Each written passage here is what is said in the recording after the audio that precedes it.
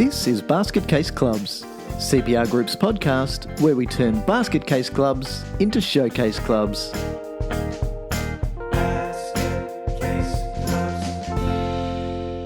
Hi everyone and welcome to Basket Case Clubs.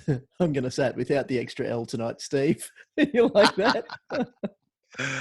Yes, well done, well done. Thank you. For anyone who's joining us for the first time, my name is Michael Connolly and I'm Managing Director from CPR Group. And with me is my trusty sidekick, accomplice, partner in crime. Let's go with partner in crime. Hello, everybody. So, you've had a good week, Steve? I've had a good week. Yeah, it's been a different week. This whole working remotely thing, which is not at all foreign to us, has really been ramped up, and it's just like a different world. We joked, I think it was on Friday, about the fact that you and I were spending so much time on the phone and talking to people over the internet on online meetings. And it's funny that, while it's so normal to us, when you're forced to do it and you're not able to have that face-to-face connection, you really miss it. Yeah. So it's been fun to try and find some different ways, for us and our team to stay connected, and all of that happening with children running around in the background and trying to distract you. Even, what's funny is, I was setting time periods where I'd say to the kids, you can't come and interrupt me between this time and this time.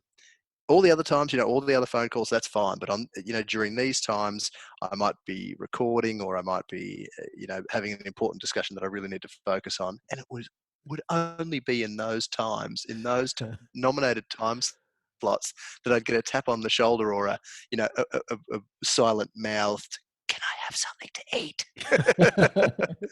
Or something really it's been fun. It's been if it was something really complex, I'd probably be happy to pause what I was doing and go and help. But no, it's always, I'm hungry, I'm thirsty. Yeah. Anyway. Well, you know what First world Douglas problems Adams used to say? Douglas Adams always said, time is an illusion, especially for kids. Mm. Yes. Oh, yeah. Yep. So I want to share. That's been good. How about you? Yeah, good. But I want How's to your share a week story with you. This Good. week I like stories. I was thinking about some, I won't say old friends of mine, because if they're listening and they recognize the story, they probably won't like being called old. But I had an opportunity to think about something that had happened a long, long time ago when I was running a workshop for quite a big group.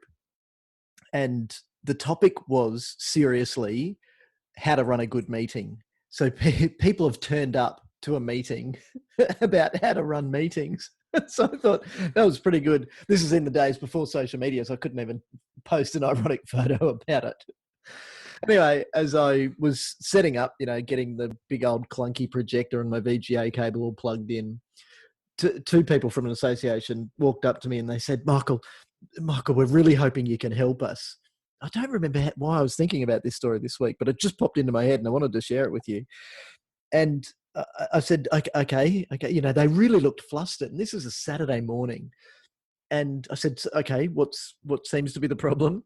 And they said, well, this session's about meetings, so we're really hoping you can help fix our meetings.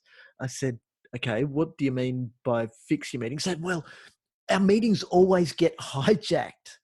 And I thought, okay. So, and they told me a few of the stories about meetings getting hijacked, as they called it. And I thought, I'm probably going to be able to solve their problem here, but just by going through these few hours of how to run good meetings discussions. And I said, okay, that's fine, but I reckon that the problem with your meeting is not actually a problem with your meeting. The problem is a problem with preparation. And as soon as I said that, it was Pauline and Rachel are their names, and Rachel looked at Pauline and Pauline looked at Rachel, and they kind of went, oh, that's it. And they just got it, so straight away. So I thought this would be a good chance for you and I to catch up about meetings and about how bad meetings can make clubs turn into real basket cases just because they don't know what they're doing. Yep. I tell you what, it is something that we hear day in, day out from clubs. Oh, I'm sick of sitting in these meetings that go for, 2 or 3 hours. And I've told you the story about the Bowls Club that I was, they'd found a small opening in their agenda for me. Uh, and I walked in and thought, God, everyone looks really settled in here. I said, shortly after the discussion with them, how long do your meetings typically go for? And it was a Wednesday, around lunchtime. They said, oh, we meet monthly, as long as we don't need to meet more regularly than that. And typically they run for about 6 hours. Can I ask how many? I thought, here's a group of people. How big was the group? 8. There were 8 people there. 8. Now, I'm not good at maths, but I know that 6 8s are 48. That's 48 hours of volunteer time that I'm sure was really efficiently spent and led to turning that club around, Well, and here's the thing. I reckon that there were 8 people in that room that really enjoyed having 6-hour meetings every month. They reveled in it. It was their monthly catch up. It was their monthly get out of the house. It was their monthly get away from a nagging husband. But clearly that's an organisation that is not getting the most out of its meetings. Yeah. So I reckon that you and I we've talked about meetings a lot, and I have a sneaky suspicion that we will talk about meetings quite a lot again, because it's one of those things that new people get elected onto a committee. They've really got no idea how to run a meeting, and a lot of them don't even know how to behave at a meeting. And so I think that there's a lot that we'll probably come back to on this as a topic. But if there's one thing that I thought is a good place to start, it is the fix for Rachel and for Pauline, which is how to be prepared for a meeting. Yep. And so many organisations don't even have an agenda. Those that do have an agenda, it's typically a long list of one or a couple of word agenda items, and it's so common that the chairperson of a meeting, will get lost themselves during the meeting, and it's a cultural thing as well. If a new management committee member finds themselves thrown into a meeting which is really poorly prepared, no one turns up with any idea of what's going to be discussed.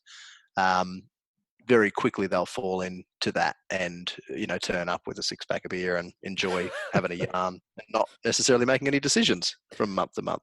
And that's the key, I reckon, is that one word, decisions. When I ask why should you have meetings, for some reason people kind of look around the room and they say, we need to meet to have discussions.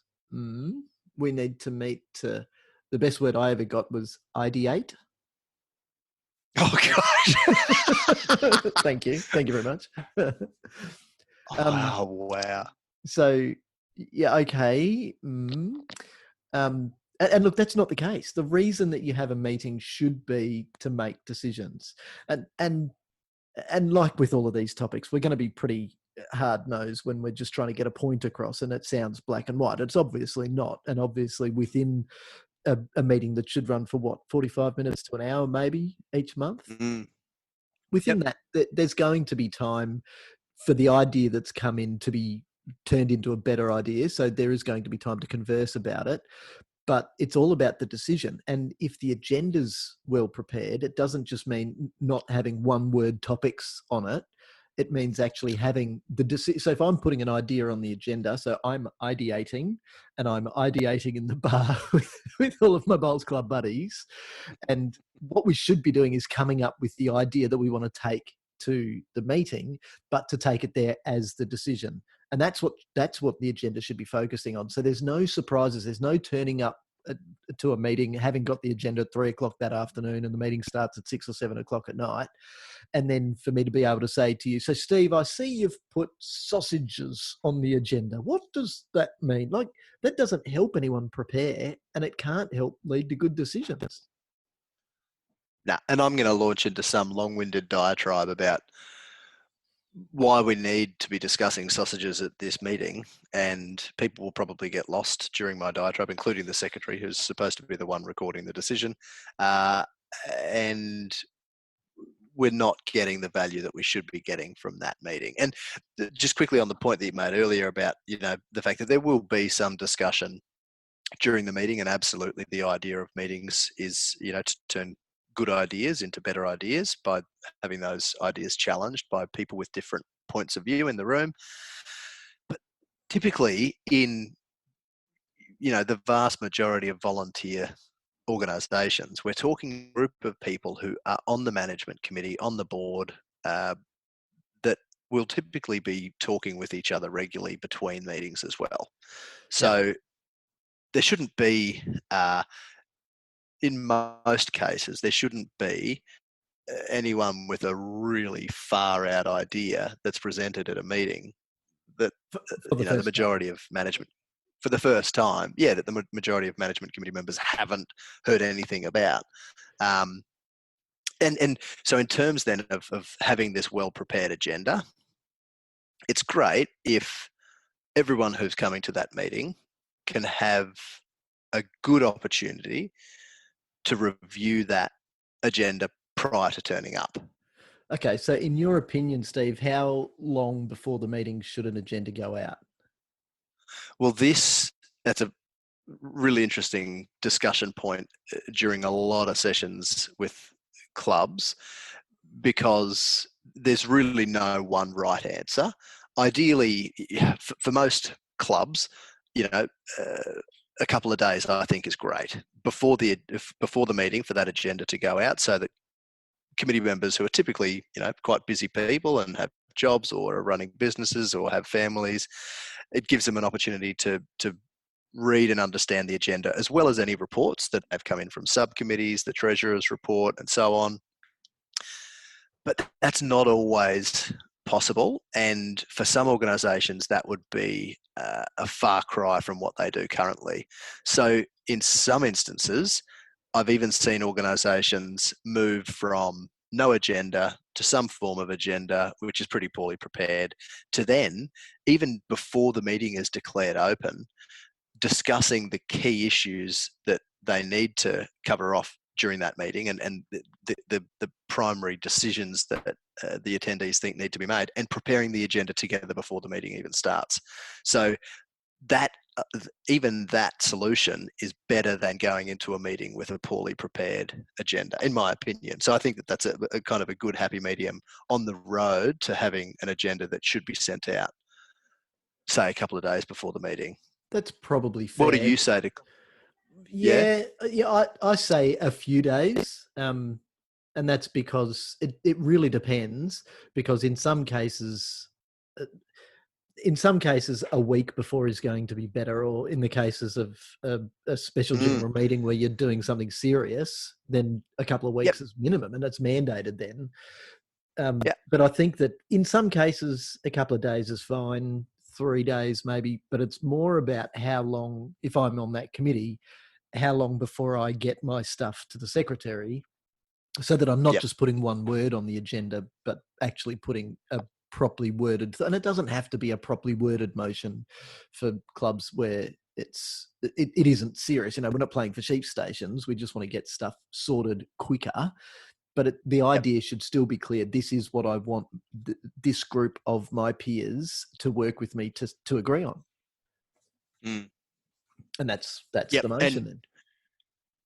Yeah, and the more sophisticated the organisation, or the more complex the nature of its dealing. So if we're talking about a state or national sporting organisation, really then we should be seeing motions on notice which are complemented by, some kind of background report, some reasoning as to why that individual board member thinks that that motion should be firstly put to the meeting, and then obviously in their opinion carried, so that everyone has that additional context leading into the meeting. And I always laugh when I am having this discussion about preparing well for meetings, and that little Nick Renton excerpt from one of his notebooks. He's got lots of nuggets.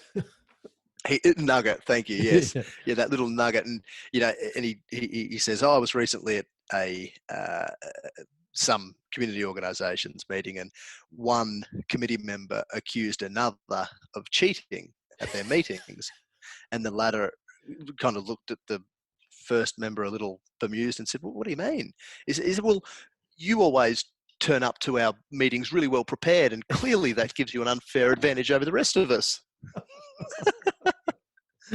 Wouldn't it be great to have more of those committee members in clubs and associations around the place? The prepared ones? The well-prepared ones. Yeah, there's plenty of whingers. Yep. The well-prepared ones. Okay, so here's another question. Everyone can be well-prepared. Yeah, absolutely. And that's not cheating. So here's another question for you then. I'm thinking back to Pauline and Rachel's concerns about people hijacking their meetings. Now, I know from my memory of the date, less so than what you were doing on the day, that there's a very good chance that you weren't there. I know that you weren't there, and there's a chance you might have still been at uni because it was that long ago. So what do you think this will kind of check my memory as well, but what do you think were some of the problems that they were complaining about that were happening by this hijacking at meetings? Oh, gosh. What a long list of possibilities. Just go with your gut. I reckon you'll get it right. A small number of really opinionated people speaking over the top of others. Okay, so how small is that number? One. Yep, in this case. Okay, good. Yeah. And the chairperson not having the confidence to tell that person to sit down and shut up. Oh, 2 from 2, Steve. Well done. That's absolutely right, and it was exactly the problem.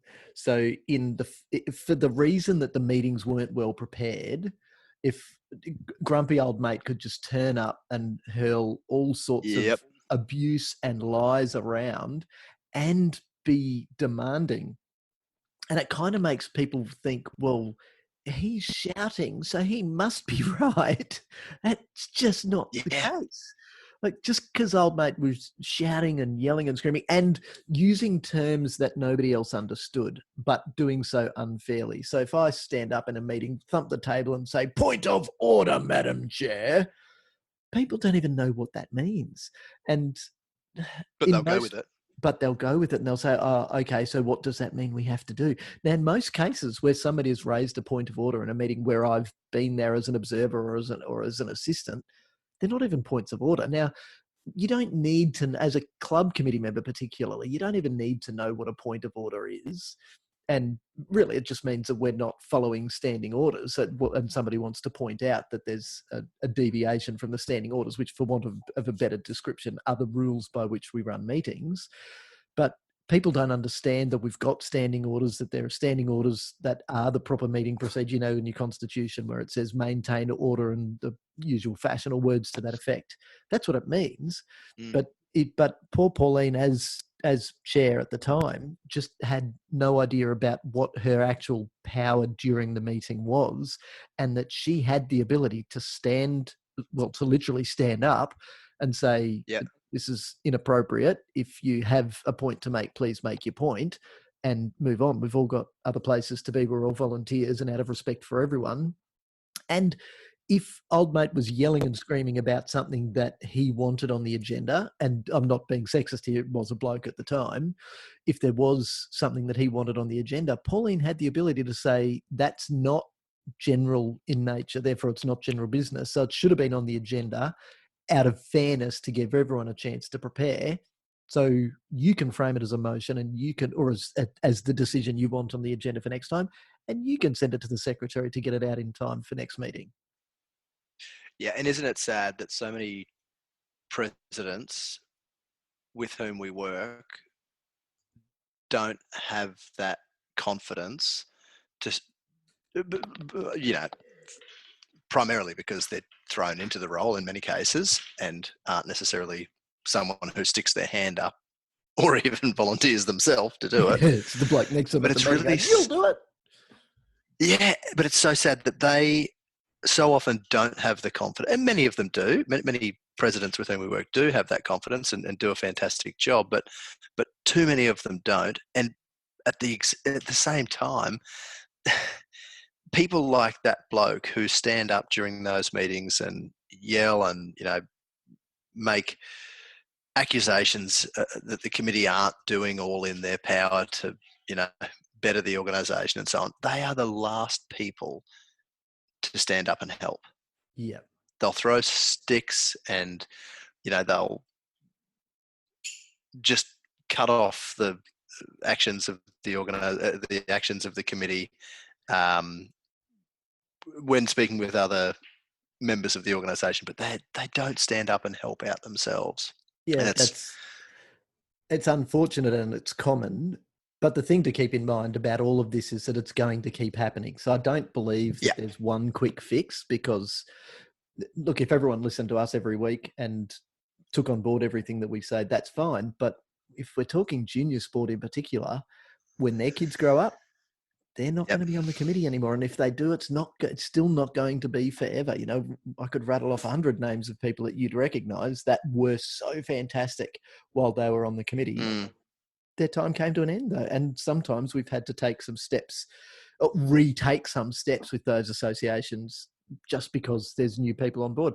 And that's fine. That's our lot. This is junior sport. This is community sport, and community organisations are the same. People will arrive. They typically bring skills. Very rarely are those skills in meetings and skills with really good understandings of standing orders and constitutions. And that's fine, so long as they're open to learning, and as long as there's a learning culture within that organisation that supports them finding out about important stuff while they're on the job. Yeah. Just quickly on that example from your story, those meetings which were running inefficiently due to being hijacked, were they management committee meetings or general meetings? They were committee meetings, but I think they were treated like general meetings. Okay. Because something else just on that, confidence consideration for a president is that even where a president will feel very confident to chair a meeting in a familiar setting with other management committee members, so a management committee meeting, isn't it fascinating how the air just completely changes and there's this feeling of fear almost in the air when we're running a general meeting, particularly if it's an annual general meeting, particularly if it's an annual general meeting where there's going to be some elections. You could almost cut the tension with a knife before the meeting. So when we act as returning officers, we'll often break the ice and have a bit of a laugh and get people feeling a little more comfortable and settled in. But often that's where things come undone as well, in terms of the chairperson having the confidence to chair the meeting in a proper manner and to pull people up when they step out of line. General meetings do become a little more complicated in that vein, and that's why in the vast majority of cases organisations should not be having regular general meetings, but so many still do. I agree. I think so. There are cases where it's appropriate, but it really, I don't think that they're general meetings, because at a general meeting you're supposed to only consider the business that was on the notice that went around to some constitutions 3 weeks beforehand. So it means that if a new idea comes up from the floor, the poor chair's got to say, well, yeah, it's a great idea, but because it wasn't on the notice, we shouldn't actually decide that. So I'm a bit of a stickler for that sort of stuff. But and organisations need to keep in mind too that the management committee is elected to make decisions on behalf of all the other members for their, the term that they're in office. Organisations that then go and have, monthly general meetings essentially take all of that decision-making power away from the management committee by making it the members' decisions to make.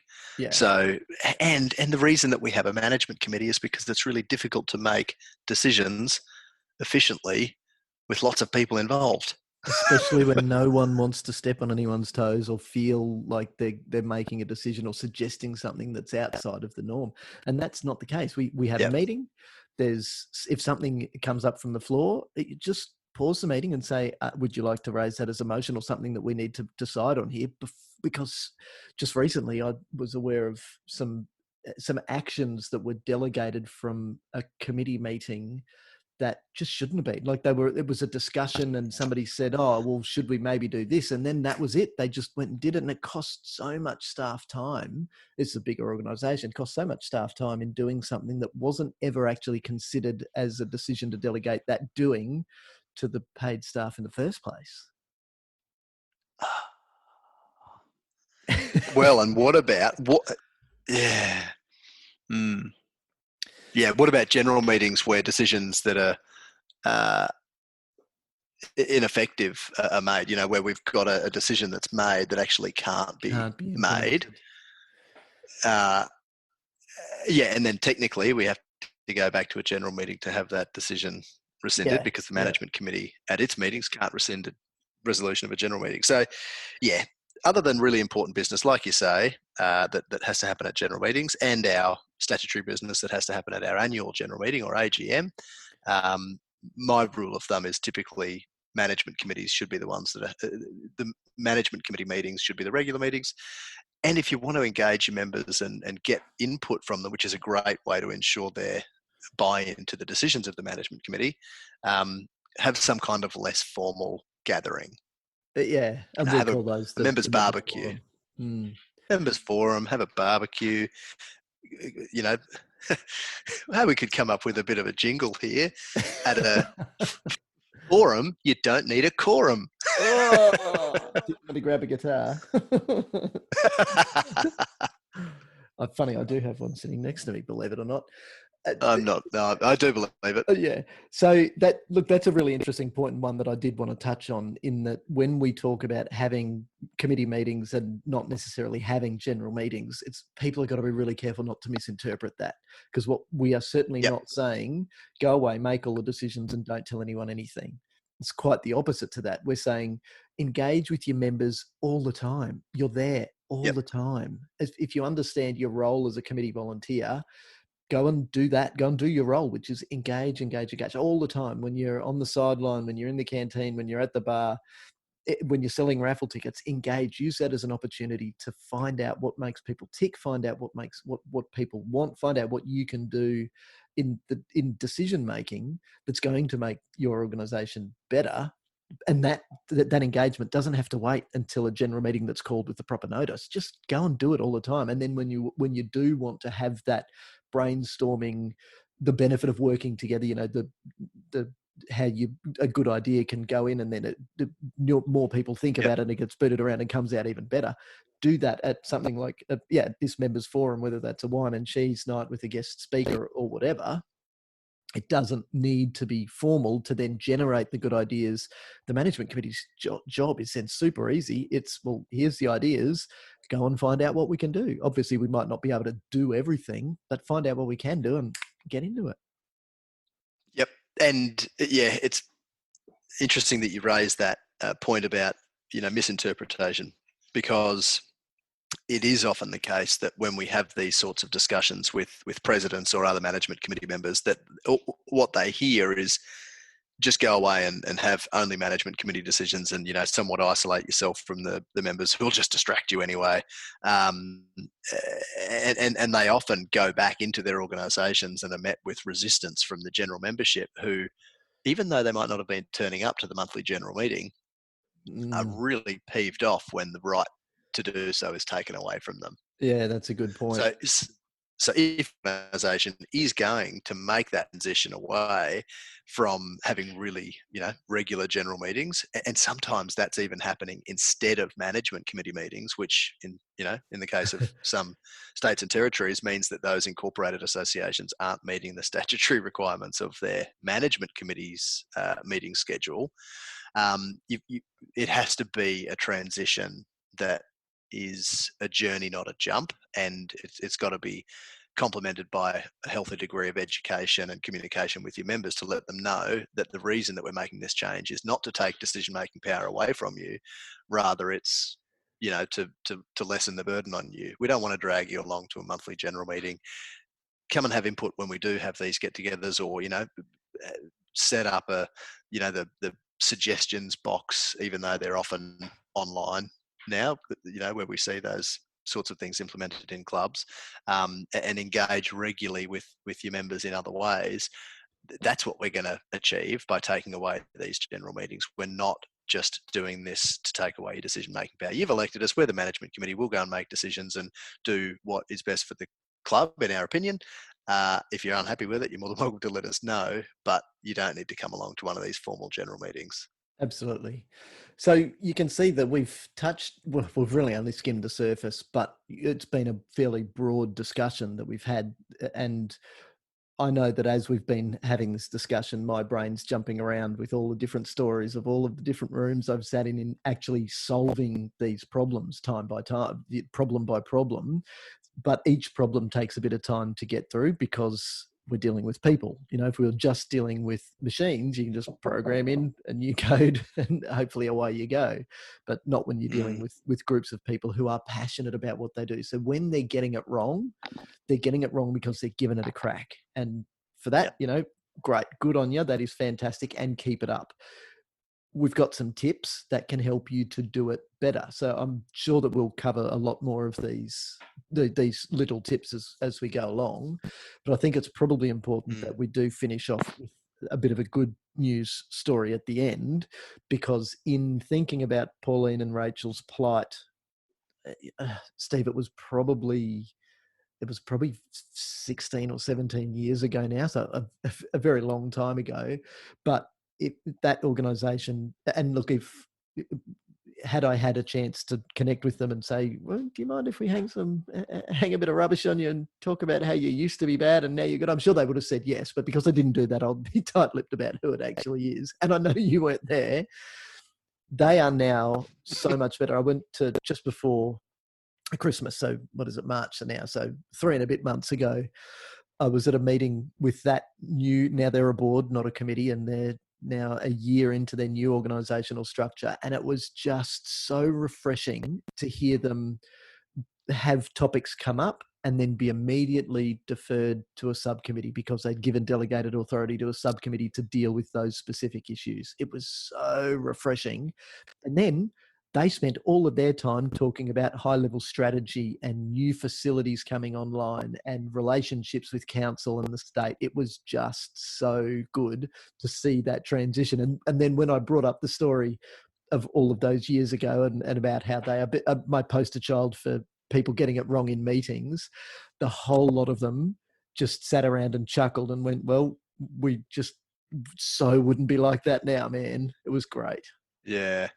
That is great, yeah. And that's a showcase club, isn't it? That's an organisation that has changed its meeting procedure so significantly that people will be enjoying their meetings. People will be, board members will be turning up and contributing to discussion and debate and leaving feeling as though they've contributed real value to that organisation. A far cry from the 48-hour, 48 human hour meeting of that Bowls Club. Yeah. Yep.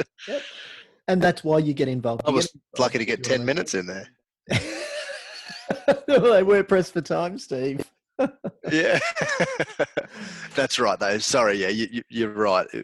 Organisations that are run in a way that enable people to feel like they are making a difference, which lies at the heart of why I'm sure a lot of people volunteer, are going to be so much more likely to keep those people involved. Absolutely. And it's better than a key ring or a stubby cooler or a cap that says volunteer. It's that stuff that motivates people to want to come back because they're making a difference. Yeah, I couldn't agree more.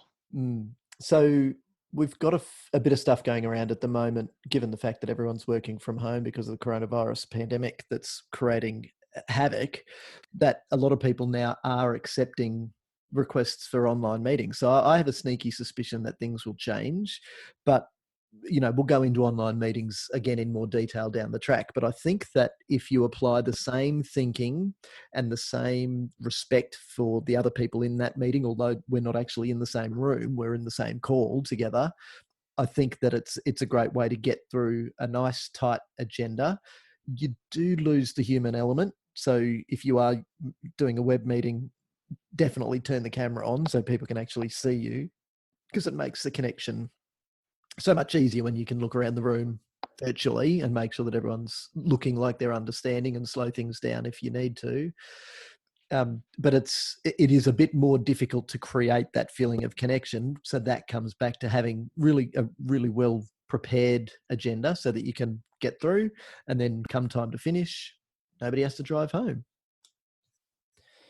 Yeah, well, that's a really good point you make, actually, about having a well-prepared agenda being of utmost importance during online meetings, because then everyone can follow along. It's Good. Everyone kind of keeps themselves on topic rather than having to be whipped back into line by the chairperson. Or the secretary who's following the agenda. Yeah, the navigator of the meetings. Yes. But so, and it's interesting to think. I was just reading your article on LinkedIn today about what the world of volunteering is going to look like after these social gathering restrictions lift. And I think that, just to take another look at that in light of the conversation that we're having now,